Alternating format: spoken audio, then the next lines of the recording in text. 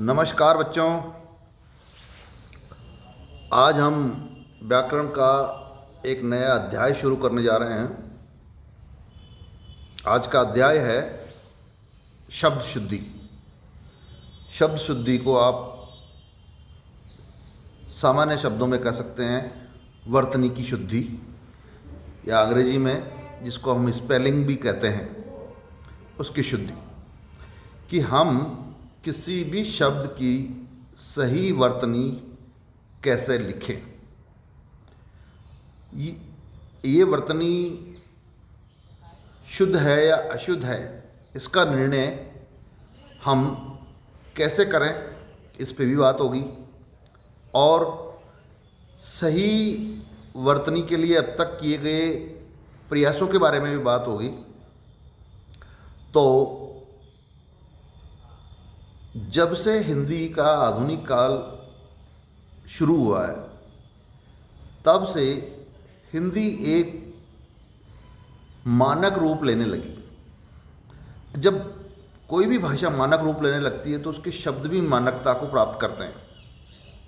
हिंदी में जो संस्कृत से शब्द प्राप्त हुए हैं, जिन्हें हम तत्सम शब्द कहते हैं, उनके मानकता के ऊपर तो कोई बात ही नहीं है, क्योंकि वो जैसे संस्कृत में लिखे जाते हैं वैसे के वैसे ही हिंदी में लिखे जाते हैं। रही बात जो तद्भव शब्द है और जो देशज शब्द है और जो विदेशी भाषाओं से हमने जो ग्रहण किए वो शब्द है, वो विशेष तौर पे इन शब्दों की हम मानक वर्तनी क्या है, इसके बारे में 19वीं शताब्दी के अंतिम दशक से ही ये प्रयास शुरू हो गए थे कि अब हिंदी को एक मानक शब्दावली की आवश्यकता है। उस समय कुछ संस्थाएं और कुछ व्यक्ति विशेष अपने प्रयासों से इस मानकता को निर्धारित करने में लग रहे थे। संस्थाओं में हम भारतीय हिंदी परिषद, नागरी प्रचारणी सभा काशी, इन दो का विशेष नाम ले सकते हैं। व्यक्तिगत प्रयासों में आचार्य किशोरीदास वाजपेयी, डॉक्टर भोलानाथ तिवारी, डॉक्टर हरदेव बहारी, डॉक्टर आनंद चौधरी, ये सारे लोग 20वीं शताब्दी के हैं।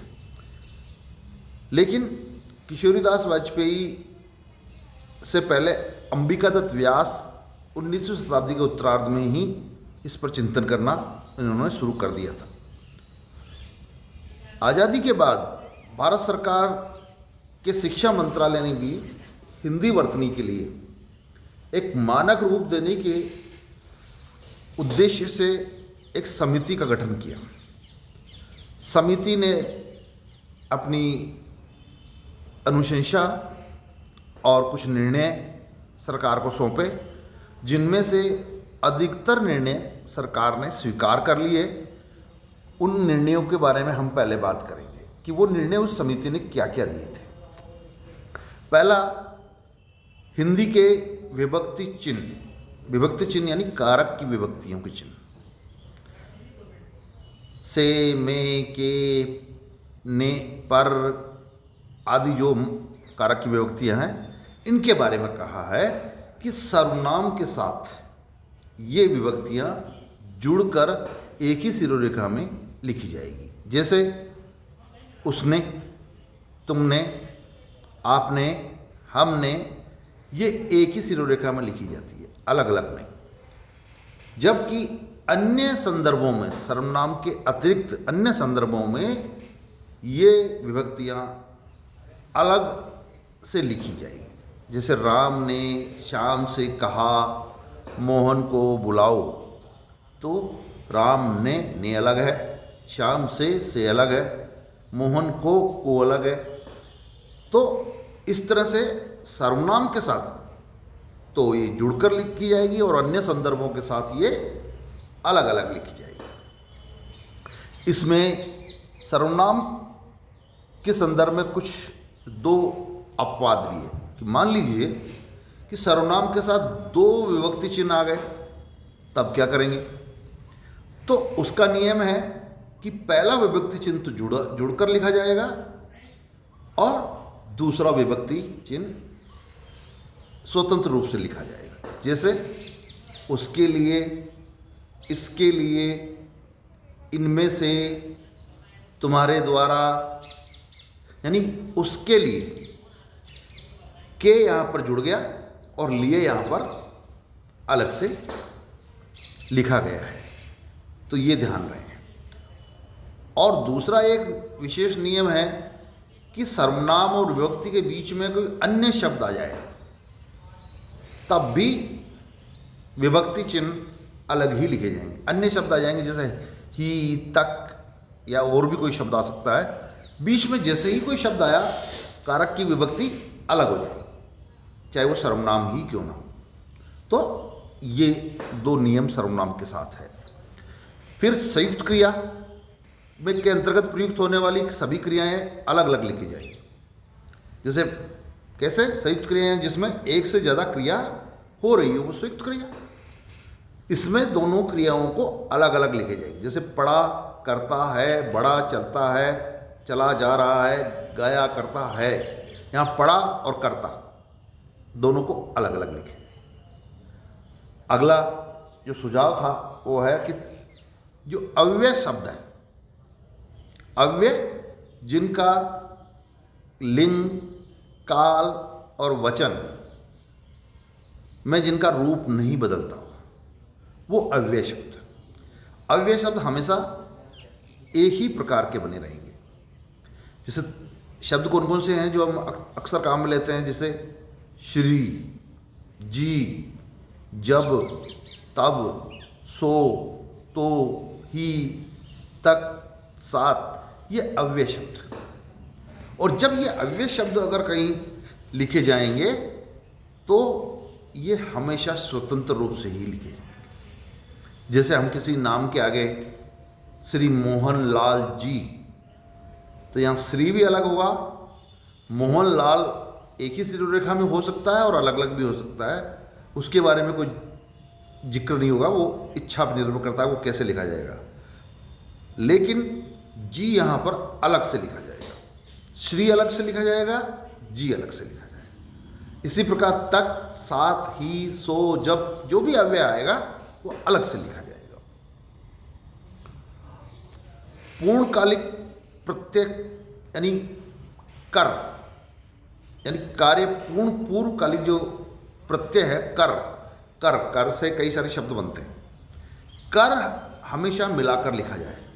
जैसे मिलकर, मिलाकर, हंसकर, हंसाकर, खिलाकर, पिलाकर, इसको हमेशा एक शिरोरेखा में जोड़ के लें। अगला नियम है, नियम क्या? भारत सरकार को हिंदी की मानकता के लिए गठित समिति की अनुशंसा है। ये कहते हैं कि द्वंद्व समास जहाँ दोनों पद प्रधान होते हैं और उनके बीच में योजक चिन्ह होता है, तो द्वंद्व समास के पदों में हमेशा मध्य में योजक चिन्ह अवश्य प्रयोग करना चाहिए। जैसे माता योजक चिन्ह पिता, राम योजक चिन्ह लक्ष्मण, घर योजक चिन्ह परिवार, यानी योजक चिन्ह बीच में अवश्य होना चाहिए। अगला है सा, जैसा आदि शब्दों के पूर्व योजक चिन्ह भी लगे। जैसे राम जैसा, तुम सा, तो राम और जैसा इसमें भी योजक चिन्ह लगे। तुम सा, तुम और सा के बीच में भी योजक चिन्ह लगेगा। योजक चिन्ह एक सीधी हल्की सी छोटी सी रेखा, आप सब ने देखा होगा, जैसे माता और पिता के बीच में है वैसे। तत्पुरुष समास, तत्पुरुष समास के बारे में कहा है कि जहाँ जब तक तत्पुरुष समाज में योजक चिन्ह का प्रयोग न किया जाए, जब तक कि उस योजक चिन्ह के बिना कोई भ्रम की स्थिति पैदा हो जाए। अगर भ्रम की स्थिति पैदा नहीं हो रही है तो तत्पुरुष समास में योजक चिन्ह लगाने की आवश्यकता नहीं है। जैसे एक उदाहरण है, भू योजक चिन्ह और तत्व यानी पृथ्वी तत्व, और भूतत्व जिसमें योजक चिन्ह हटा हुआ है भूतत्व, तो इसका भाव अलग हो जाएगा, भूत होने का भाव। तो यहाँ पर हमें योजक चिन्ह वही आवश्यकता हो तभी लगानी पड़ेगी, बिना आवश्यकता के हमें योजक चिन्ह से बचना है तत्पुरुष समास में। कठिन जो संधियाँ होती हैं, जिसमें संयुक्त व्यंजन होते हैं, यानी कि एक आधा व्यंजन और एक पूरा व्यंजन होता है, उनको कठिन संधियाँ कहते हैं। इनके बीच में भी योजक चिन्ह का प्रयोग करना चाहिए। जैसे द्वि अक्षर, द्विभाषी, तो द्विभाषी, द्वि हाइपन और भाषी, हाइपन यानी योजक चिन्ह। अगला है श्रुति मूलक। यह वह का प्रयोग कई विकल्प से होता है।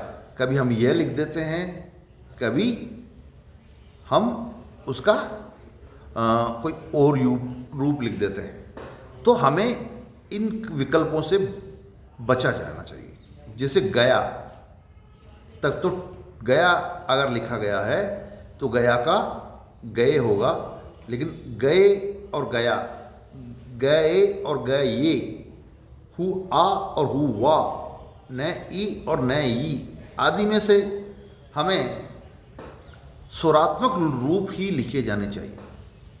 यानी ग ए, हु आ, न ई, यही रूप हमें लिखे जाने चाहिए सामान्य तौर पे। इसलिए ये नियम क्रिया पे, विशेषण पे और अव्यय सभी रूपों पे लागू होगा। इसमें कुछ विशेष भी इंगित किया है। वो विशेष ये है कि जिस क्रिया में भूतकालिक पुल्लिंग का एक वचन के अंत में या आता है, जैसे गया या आता है, तो उसके बहुवचन के रूप में भी अंत में ये आएगा, गए। और एक वचन स्त्रीलिंग रूप के अंत में अगर ही आता है तो बहुवचन में ही आएगा।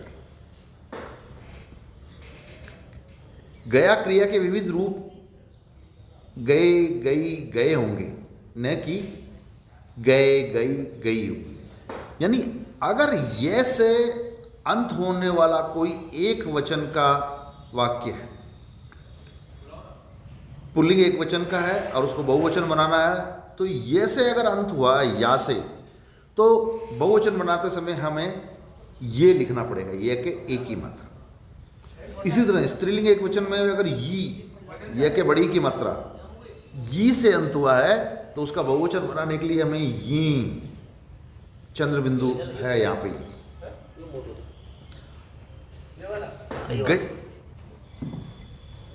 जिस क्रिया के भूतकाल में पुल्लिंग एक वचन के अंत में आ आता है और उसके बहुवचन में हमें, यानी ये देखें कि जब स्वर संपूर्ण स्वर आता है और संपूर्ण स्वर आता है तो उसका बहुवचन बनाते समय भी हमें स्वर ए ही लिखना है। और एक वचन स्त्रीलिंग में अगर ई आता है, गई, तो बहुवचन बनाने में हमें ई का ही प्रयोग करना चाहिए, बड़ी ई और चंद्र बिंदु। तो हुआ का सही रूप होगा हुए, और हुई का सब रूप का सही रूप होगा बहुवचन हुई। ये ध्यान रखा जाए। विधि क्रियाएं क्या होती है? जिसमें आज्ञा दी जाती हो, आदेश दिया जाता हो। विधि क्रियाओं के अंत में ए का प्रयोग होना चाहिए। कैसे? जैसे चाहिए, कीजिए, लीजिए, जाइए, करिए, ए का प्रयोग होना चाहिए। तो ये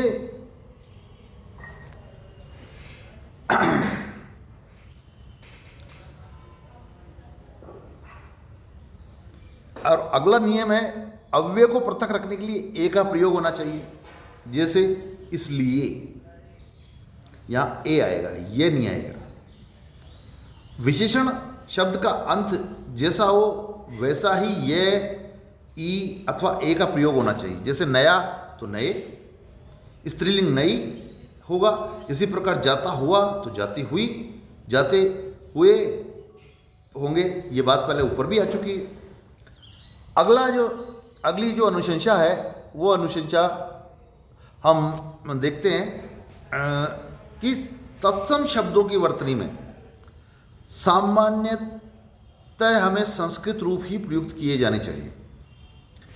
जिन शब्दों के हिंदी में प्रयोग में हल चिन्ह नहीं लगाया जाता है, कई सारे ऐसे संस्कृत के शब्द हैं जो तत्सम रूप से जिनमें हलंत लगता है अंत में, लेकिन वहाँ पर हिंदी में ये हलंत का प्रयोग लोप हो गया है।